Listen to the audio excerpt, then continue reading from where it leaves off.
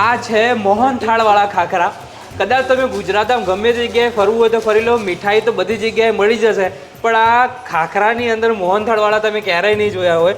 પછી એક બીજા ખાખરા છે એના ઘૂઘરા ખાખરા.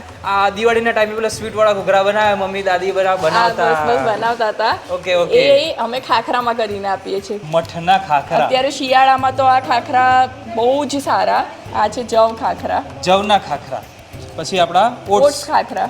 અત્યારે એટ પ્રેઝન્ટ અમારી 60 કરતાં પણ વધારે ફ્લેવર્સ છે ખાખરામાં.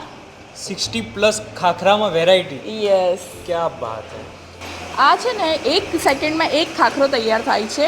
અચ્છા. યસ, 20 પ્લેટનું આખું સર્કલ છે. તો માનો 1 મિનિટમાં આશરે 50 થી 60 ખાખરા રેડી થઈ જાય છે અમારા. 1 મિનિટમાં 50 થી 60 ખાખરા. યસ. ઓહ ભાઈ, તો દિવસના અંદાજ કેટલા ખાખરા બને?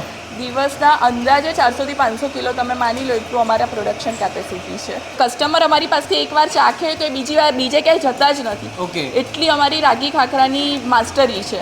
બાળકોને આ ખાખરામાં ઇન્ટરેસ્ટ નથી, પણ બાળકોને બી કંઈક હેલ્ધી ખવડાવવું છે તો એના માટે અમે pizza, cheese, nachos, Hyderabadi biryani એ ટાઈપના લગભગ 15 થી 20 ફ્લેવર રેડી કરી છે અલગ અલગ, જેનાથી બાળકો પણ કંઈક હેલ્ધી ખાઈ શકે. તો નિરાલીબેન, મને એમ જણાવો કે આપણા ફેક્ટરી અંદર કેટલા લોકો આપણે કામ કરે છે, કેટલી મહિલાઓ આપણે કામ કરે છે? લગભગ 25 જેટલી મહિલાઓ કામ કરે છે. 25 જેટલી.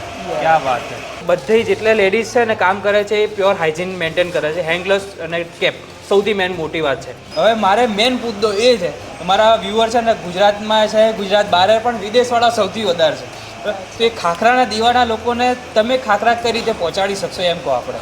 મારો વોટ્સએપ નંબર છે રોનીભાઈ, એની ઉપર તમે ઓર્ડર કરી શકો છો. ઓકે. મિનિમમ 1 kg ની ક્વોન્ટિટી હશે તો અમે એ લોકોને કસ્ટમરને અમારા